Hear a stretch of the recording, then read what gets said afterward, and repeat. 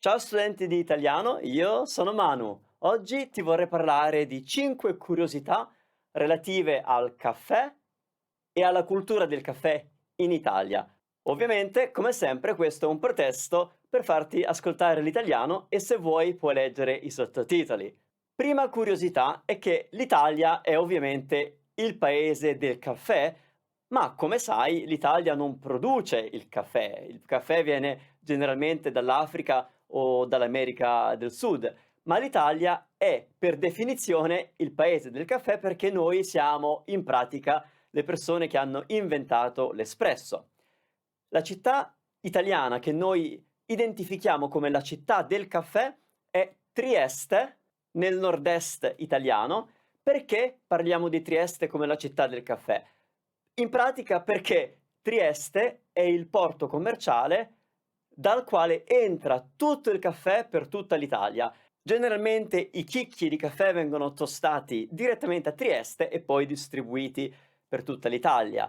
Trieste è anche la città di Illy, che è una delle marche migliori di caffè italiano. Ma nonostante Trieste sia la città del caffè, il primo espresso, è stato invece servito a Venezia, che è vicino a Trieste, nel 1683. Sì, 1683. Curiosità numero 2: il 97% di noi italiani beve il caffè. Una percentuale altissima, in pratica quasi tutti gli italiani bevono il caffè e cominciamo a bere il caffè da quando siamo veramente piccoli. Io ho ricordi di momenti a casa di mia nonna con mia madre, le mie zie, che bevevamo noi bambini il caffè più o meno, 4, 5 anni. Ovviamente un po' di caffè, un po' diluito, molto zucchero, però comunque noi riceviamo il caffè sin da bambini, sin da bambini. Forse è per questo che il 97% di noi italiani beve regolarmente il caffè. Curiosità numero 3: il caffè in Italia viene consumato di più a casa che al bar. Ovviamente noi italiani andiamo molto spesso al bar a prendere un caffè. È un evento sociale, è qualcosa che facciamo non solo per colazione, ma anche quando ci incontriamo con amici e colleghi durante la giornata. E il caffè al bar è un classico, è buonissimo, costa poco, è veloce, è tutto perfetto. Ma la verità è che a noi piace molto fare il caffè a casa. Se abbiamo una macchina come quella che hai visto all'inizio del video, usiamo una macchina di espresso a casa. Molti italiani oggi hanno una di queste macchine qui che usa le cialde, oppure il classico, aspetta, questa che è la moka.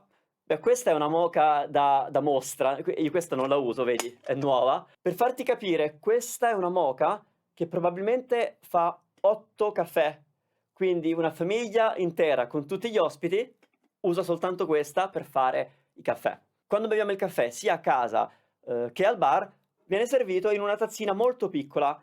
Anzi, questa è anche un po' troppo grande perché è di Ikea, che è una marca svedese. Questa è una tazzina più realistica italiana. Come vedi è veramente piccola e quando prendiamo il caffè, normalmente un caffè più o meno arriva qui. Se prendiamo un ristretto è ancora di meno. Se prendiamo un caffè lungo arriva forse qui.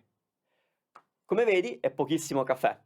Questo mi porta a parlare della curiosità numero 4, che è chi è l'inventore della moka. Guarda, c'è scritto qui, non so se lo leggi. La moka è stata inventata da Alfonso Bialetti nel 1933 ed è ancora la marca principale di questa macchina. Prima di dirti la curiosità numero 5, ti voglio informare che questo argomento io l'ho trattato in un episodio fresco fresco di Italy Made Easy Podcast, il podcast 100% in italiano lento per voi studenti di italiano. E se tu vai sul sito di Italy Made Easy, credo italymedeasy.com/048, ma trovi il link nella descrizione, puoi ascoltare tutto il podcast e scaricare il PDF con tutta la trascrizione e anche le domande di comprensione. Ma ora ti dico la curiosità numero 5. Visto che il caffè è qualcosa di culturale e di sociale, vedrai che quando vai in Italia, se hai amici italiani, è una pratica molto comune di offrire il caffè.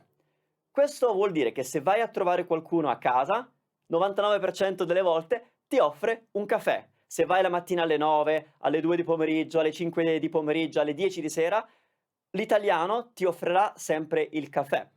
Se ti incontri con un amico in piazza, cosa facciamo? Andiamo a prendere il caffè. Insomma, il caffè viene sempre, sempre offerto. Di solito una persona offre il caffè. E un aspetto culturale abbastanza peculiare è che è preferibile non rifiutare il caffè. È un po', non è maleducazione, ovviamente, se tu non bevi il caffè, non bevi il caffè, ma magari se non bevi il caffè con la caffeina puoi prendere un decaffeinato, ma generalmente non si rifiuta mai il caffè quando viene offerto. Se vuoi sapere il perché, tutta la storia, vai su italimedisi.com e ascolta tutto il podcast. E adesso ti lascio con questo video, guardalo che è veramente una chicca.